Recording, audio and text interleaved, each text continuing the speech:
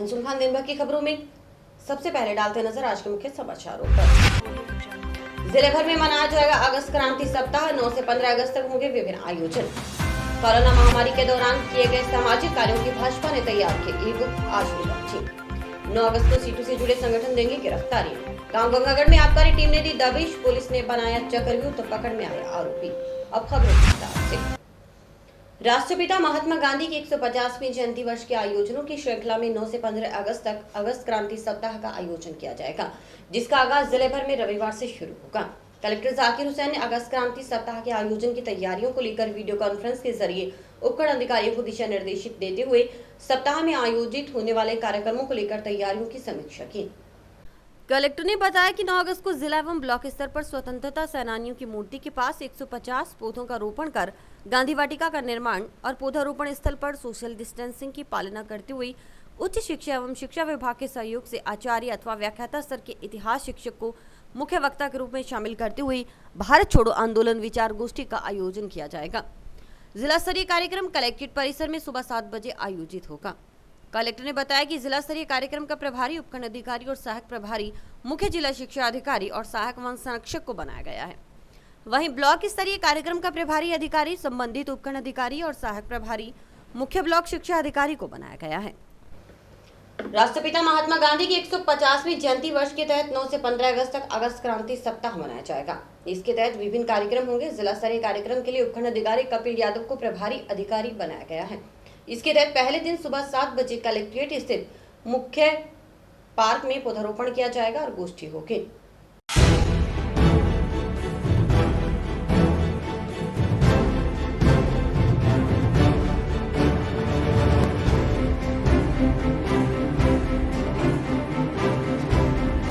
राष्ट्रपिता महात्मा गांधी की जो 150वीं जयंती वर्ष है उसके तहत 9 से 15 तक अगस्त क्रांति सप्ताह मनाया जाना है। इसी के मद्देनजर विभिन्न जो कार्यक्रम है आयोजन किया जाना है। जिला स्तर पर जो कार्यक्रम है उसका जो प्रभारी अधिकारी श्रीमान जिला कलेक्टर द्वारा उपखंड अधिकारी हनुमानगढ़ को नियुक्त किया गया है। उसी के मद्देनजर कल इसमें पहला जो प्रोग्राम होगा जो सुबह 7 बजे वृक्षारोपण एवं भारत छोड़ो आंदोलन पे विचार गोष्ठी का आयोजन किया जाना है, जिसके मद्देनजर सुबह 7 बजे कलेक्ट्रेट स्थित गांधी पार्क में वृक्षारोपण किया जाएगा और विचार गोष्ठी का आयोजन किया जाएगा।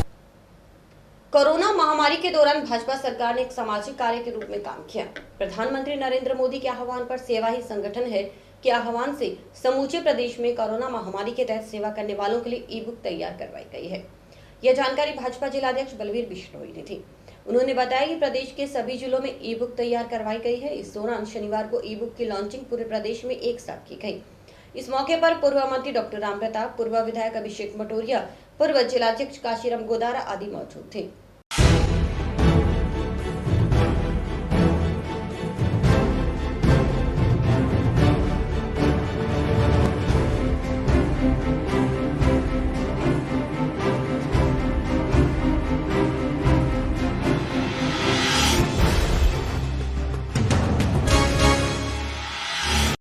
इस वैश्विक महामारी के समय जो भारतीय जनता पार्टी ने एक राजनीतिक संगठन न होकर एक सामाजिक संगठन के रूप में पूरे देश भर में काम किया, तो मोदी जी का आह्वान था कि सेवा ही संगठन।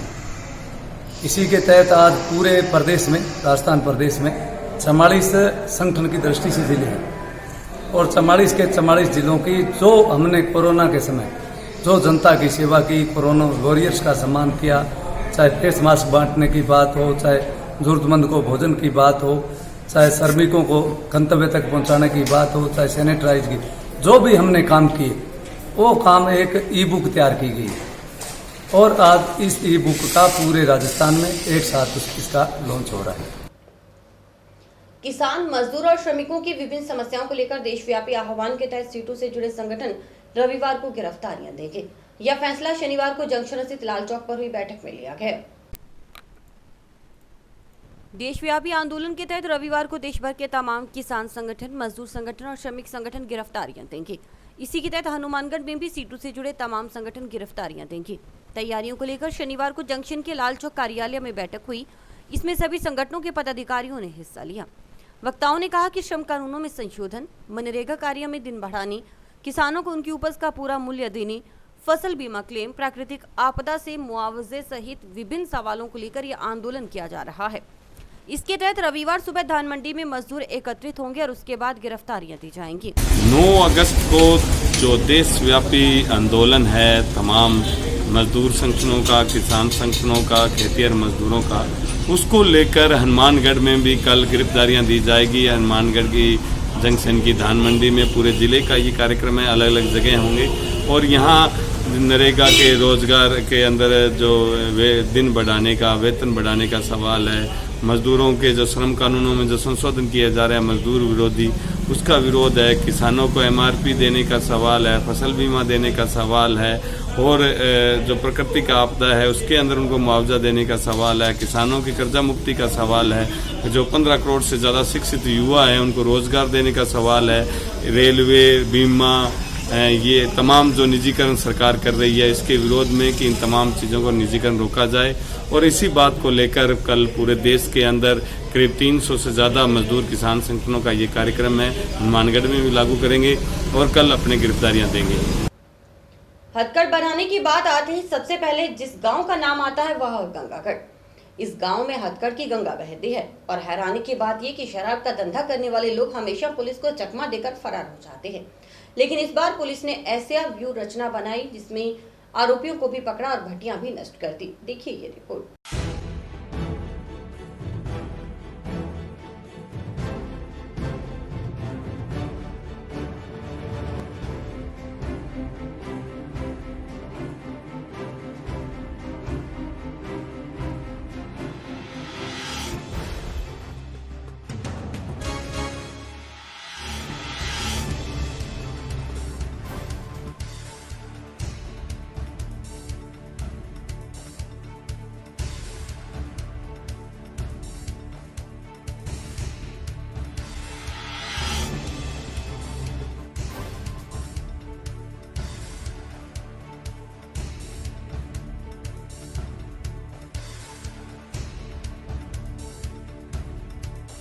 गांव गंगागढ़ की रोही में जिले भर की आबकारी विभाग की टीम ने दबिश देकर 56 लीटर हथकढ़ शराब जब्त की और वहीं मौके से एक जने को पकड़ा है, जबकि एक बाइक भी जब्त की गई है। यह कार्रवाई हनुमानगढ़, नोहर, भादरा और संगरिया आबकारी विभाग की टीम ने की।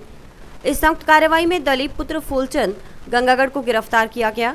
वहीं मौके पर करीब 6000 लीटर लाहन भी नष्ट करवाया गया। यही नहीं, मौके पर हथकढ़ शराब बनाने की 4-5 भट्टियां भी पुलिस टीम ने नष्ट कर दी। हनुमानगढ़ आबकारी विभाग के प्रहराधिकारी कैलाश स्वामी के नेतृत्व में यह कार्रवाई की गई। जिला आबकारी अधिकारी संजीव पटावरी के निर्देशानुसार पहुंचे दल ने इस कार्रवाई में पहले से ही चक्रव्यूह बनाया ताकि आरोपी मौके से भाग नहीं जाए। दरअसल हमेशा की कार्रवाई में ये आरोपी पुलिस को चकमा देकर फरार हो जाते हैं, लेकिन इस बार पुलिस ने दोनों तरफ से घेरा बनाया और एक आरोपी को दबोच लिया। उसके कब्जे से बाइक भी बरामद कर ली। पुलिस ने देखा कि गांव में जगह जगह भट्टियां लगी थी और जमीन में लाहन दबाया हुआ था। पुलिस ने इन भट्टियों को बर्बाद किया और लाहन को भी नष्ट करवा दिया। श्रीमान आबकारी आयुक्त महोदय के आदेशों की पालना में हथकढ़ शराब को कंट्रोल करने के लिए वह श्रीमान ईओ साहब जोन बीकानेर व श्रीमान जिला आबकारी अधिकारी हनुमानगढ़ व सहायक आबकारी हनुमानगढ़ के निर्देशानुसार आज पूरे हनुमानगढ़ जिले की आबकारी टीम के साथ संयुक्त रेड गश्त गंगागढ़ रोही में की गई। जो हनुमानगढ़ में गंगागढ़ हथकढ़ का गढ़ है उसमें हमने करीब 6000 लीटर लाहन नष्ट किया वह एक मोटरसाइकिल, 56 लीटर दारू करीब वह एक मुलजिम मौके से हमने बरामद की। इस टीम में मन प्राधिकारी आबकारी निरोधक दल हनुमानगढ़ के नेतृत्व में टीम आबकारी संगरिया, टीम भादरा, टीम नोर शामिल रही। राज्याधीन किए गए संगरिया के मीरा कन्या महाविद्यालय में प्रवेश प्रक्रिया संपन्न कराने के लिए राज्य सरकार ने नोडल अधिकारी नियुक्त कर दिया है। कॉलेज शिक्षा विभाग के निदेशक संदेश नायक ने शुक्रवार को इस संबंध में आदेश जारी किए। कॉलेज शिक्षा निदेशक ने मीरा कॉलेज में प्रवेश प्रक्रिया के लिए राजकीय एमपीजी महाविद्यालय हनुमानगढ़ के प्राचार्य को नोडल अधिकारी बनाया है। नोडल अधिकारी को कॉलेज शिक्षा विभाग के संयुक्त निदेशक के निर्देशानुसार प्रवेश प्रक्रिया पूरी करवाना सुनिश्चित करने के लिए कहा गया है। मीरा कॉलेज अब फिर से राज्याधीन हो गया है। इसमें छात्राओं को कम फीस पर शिक्षा के अलावा भी कई फायदे मिलेंगे। भाजपा सरकार के आदेश से मीरा कॉलेज का सरकारी दर्जा छिन जाने से यहाँ की छात्राओं को अनेक सरकारी योजनाओं के लाभ से वंचित होना पड़ रहा था। मीरा कॉलेज का सरकारी दर्जा छिन जाने से कॉलेज में पढ़ने वाली संग्रिया की बेटियां जहां स्कूटी योजना से वंचित रहीं, वहीं उन्हें प्रोत्साहन राशि भी नहीं मिल पाई। मीरा कॉलेज में पढ़ने वाली सामान्य वर्ग की उन छात्राओं को अब स्कूटी योजना का लाभ मिल सकेगा जिन्होंने सेकेंडरी और सीनियर सेकेंडरी की बोर्ड परीक्षा में 85% और इससे अधिक अंक प्राप्त किए हैं और जिनकी पारिवारिक आय 2.5 लाख रुपए से कम है। जब स्कूटी योजना सरकार ने 2 साल आरंभ की थी, लेकिन मीरा कॉलेज के सरकारीकरण का मामला अटका होने से छात्राओं को इस योजना का लाभ नहीं मिल सका। राजकीय मीरा महाविद्यालय संग्रिया में परिवर्तित कर दिया गया और उसका अधिग्रहण कर लिया गया है। मतलब उसको अधिग्रहण करके उसका नोडल अधिकारी नोडल कॉलेज बना दिया गया है। राजकीय नेहरू मेमोरियल महाविद्यालय को नोडल कॉलेज बना दिया गया। अब ये नोडल कॉलेज को प्रवेश प्रक्रिया को संपूर्ण करने का उत्तरदायित्व सौंपा गया है। प्रवेश प्रक्रिया में अब वहाँ पर राजकीय मीरा महाविद्यालय में सेक्शन है, केवल कला संकाय में केवल 2 सेक्शन है वहाँ पर, और उन 2 सेक्शन में जो विषय हैं केवल आर्ट्स है वहाँ पर। और आर्ट्स में से हमारे पास 2 ग्रुप बनाए गए उनके, अंग्रेजी, हिंदी और पंजाबी जो है, ये 3 लिटरेचर हैं, इनमें से कोई एक लिटरेचर ले सकते हैं। और विषय जो उनके पास है गृह विज्ञान, राजनीति विज्ञान, समाजशास्त्र, अर्थशास्त्र, संगीत और इतिहास, इनमें से कुछ 2 विषय लिए जा सकते हैं। तो ये तो उनके केवल 2 सेक्शन है, मतलब 200 बच्चों को एडमिशन वहाँ पर इसमें हो सकता है, BA पार्ट फर्स्ट। बाकी क्लासेस उनकी चल रही है सेकेंड ईयर 3rd ईयर की, क्योंकि वो नया कॉलेज नहीं, वो अधिग्रहण वाला कॉलेज है। अब आपके माध्यम से मैं ये बच्चों से एक निवेदन करना चाहूँगा कि जो विद्यार्थी, जो छात्राएँ, क्योंकि महिला महाविद्यालय हो, जो छात्राएँ वहाँ पर एडमिशन लेना चाहती हैं वो ऑनलाइन प्रवेश प्रक्रिया के तहत अपना अप्लाई कर दें फॉर्म। उनका 11 अगस्त 2020 तक अभी ये ऑनलाइन प्रवेश प्रक्रिया उनकी है। आगे उनके लिए डेट बढ़ेगी निश्चित। कौन कहता है आसमान में छेद नहीं होता, एक पत्थर तो तबीयत से उछालो झारो। जी हाँ, ऐसा ही कुछ जज्बा है दिव्यांग गजानंद का। दरअसल गजानंद एक पांव से दिव्यांग है। उन्होंने नगर परिषद के दीनदयाल अंत्योदय शहरी आजीविका मिशन स्वरोजगार योजना के तहत आवेदन किया और उन्हें स्वीकृति मिल गई। अब वे ई रिक्शा चलाकर अपना और अपने परिवार का जीवन यापन करेंगे। देखिए प्रदीपाल की ये रिपोर्ट। ये है दिव्यांग गजानंद। एक पांव से दिव्यांग है, लेकिन हौसलों से सामान्य से भी तेज है। पहले यह सिनेमा में काम करता था, लेकिन वहां से काम छिन जाने के बाद यह बेरोजगार हो गया। ऐसे में इसने हौसला नहीं छोड़ा। पता चला कि नगर परिषद में स्वरोजगार योजना के तहत ई रिक्शा चलाने का कार्य मिल सकता है, तो इसने आवेदन किया और इसको स्वीकृति भी मिल गई।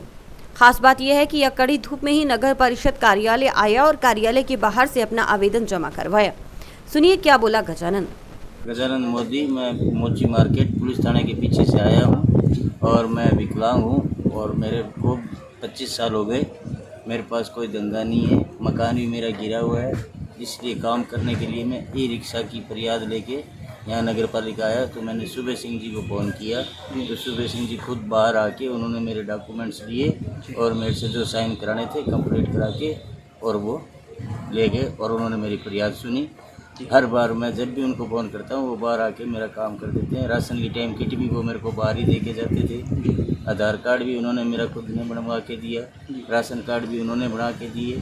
बहुत ही अच्छे ऑफिसर है, मैं इनको धन्यवाद परिषद नगर परिषद कार्यालय में श्री गजानंद मोदी विकलांग श्रेणी का व्यक्ति है और ये NULM योजना दीनदयाल अंत्योदय शहरी आजीविका मिशन स्वरोजगार योजना के तहत ऋण लेने हेतु एक फार्म देने के लिए इन्होंने मेरे को फ़ोन से अवगत कराया कि मैं बाहर आया हुआ हूँ, बाहर आपके ऑफिस में हूँ, पैर से विकलांग हूँ।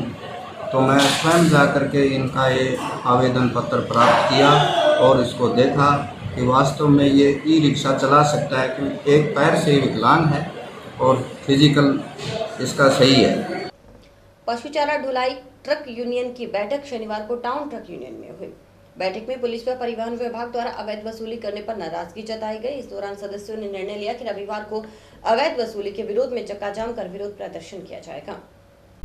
नोहर भादरा क्षेत्र के वाहन चालकों द्वारा नोहर से पशु चारा अपने वाहनों में भरकर सीकर और चौमू तक आपूर्ति करते हैं।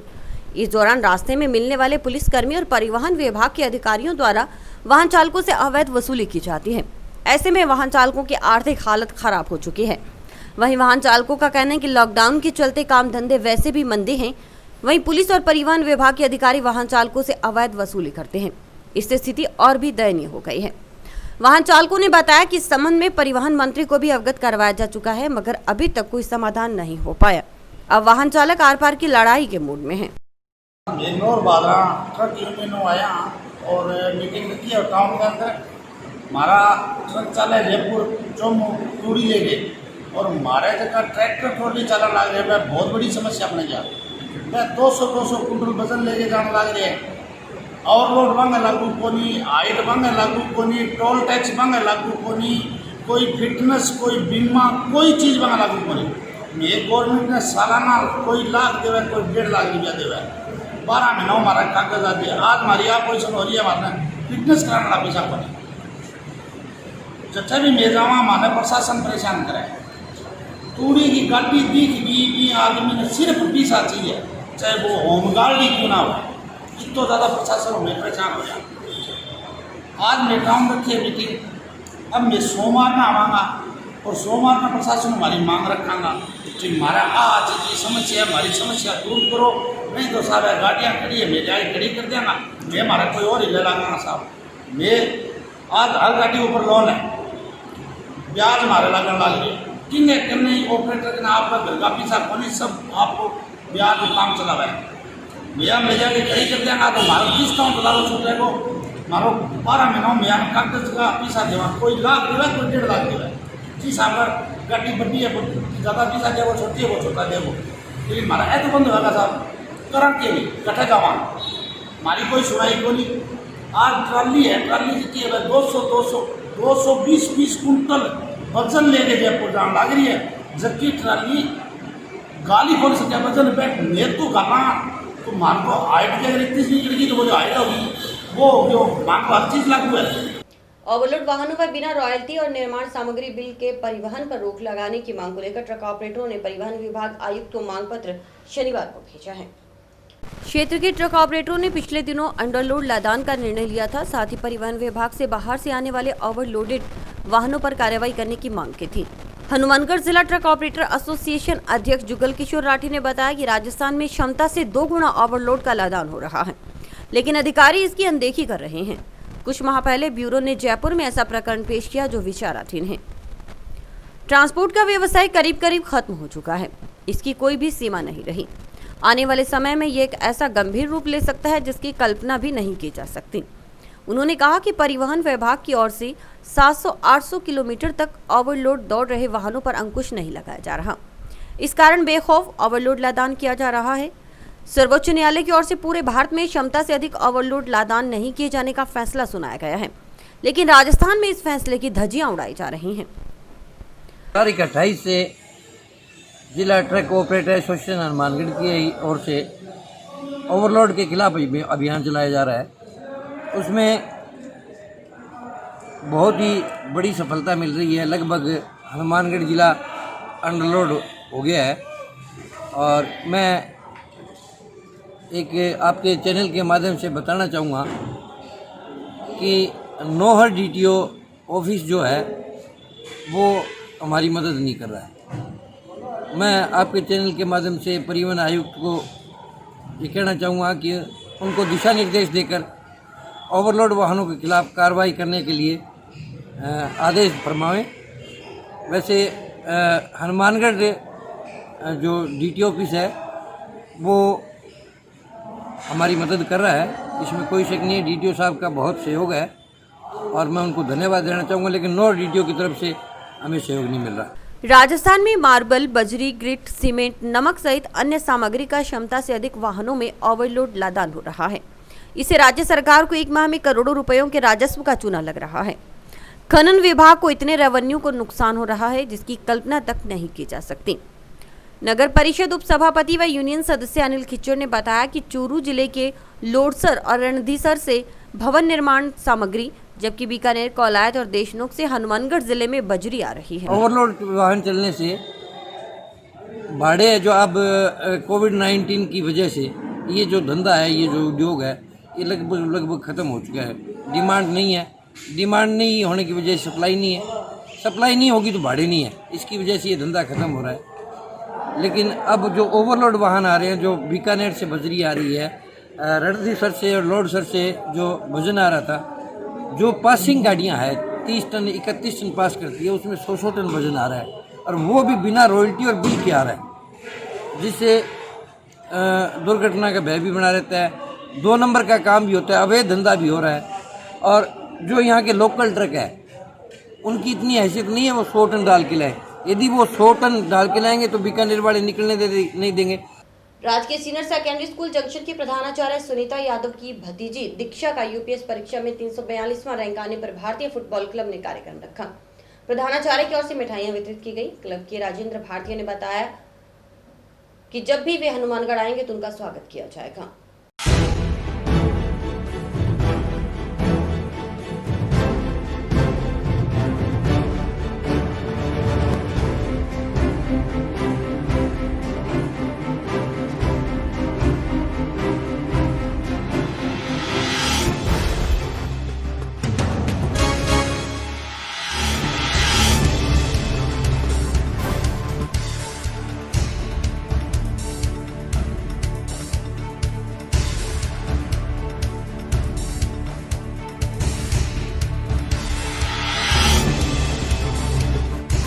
यूपीएससी 2019 में मेरी भतीजी का जो कि 342वां रैंक उन्होंने प्राप्त किया है, और उनका जो लक्ष्य था वो अभी और भी उनकी इच्छा है कि वो टॉप रैंक में आए, और आप लोगों के सभी के आशीर्वाद स्नेह की बदौलत आज वो इस मुकाम पर पहुंची है। आप सभी का बहुत बहुत धन्यवाद, जो आभार प्रकट किया है उसके लिए। कार्यक्रम यही जो इनकी भतीजी दीक्षा नाम से है, उसी के उपलक्ष्य में 3 दिन पहले अपने को पता लगा था, तो मैडम की तरफ से अपने को सभी को मिठाइयाँ खिलाई गई थी, और आज अपने पुणे इनको बधाई दी है अपने क्लब की तरफ से, भारतीय क्लब की तरफ से।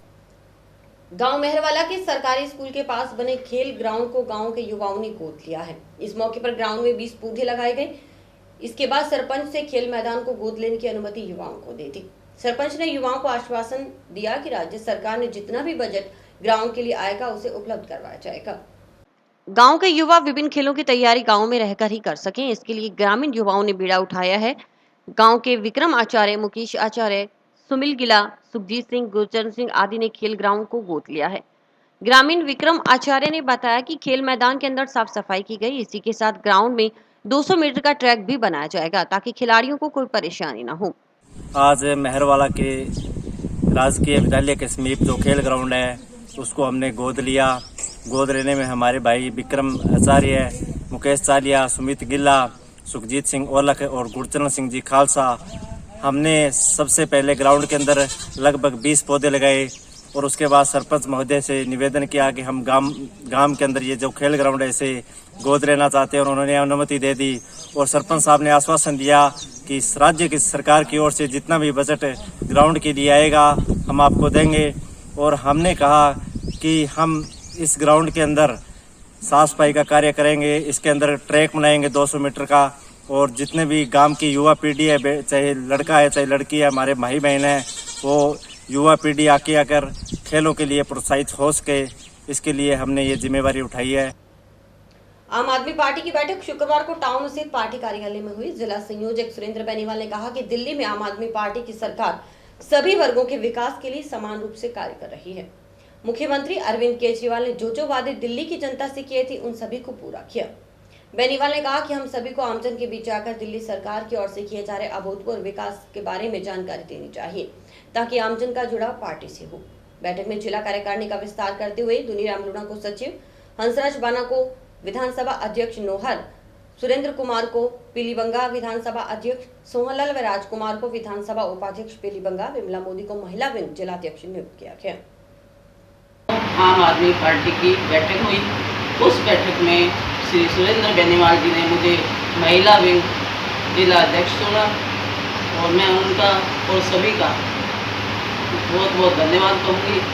और उसके अलावा आम आदमी पार्टी जब भी कोई कार्य होगा और जब भी जनता हित में, महिला हित में कोई भी कार्य होगा तो मैं उसे पूरा करने की पूरी कोशिश करूँगी और हमेशा आम आदमी पार्टी के लिए खड़ी रहूँगी। और इसी के साथ समाचार समाप्त हुए। रोजाना देखते रहिए समाचार। नमस्कार।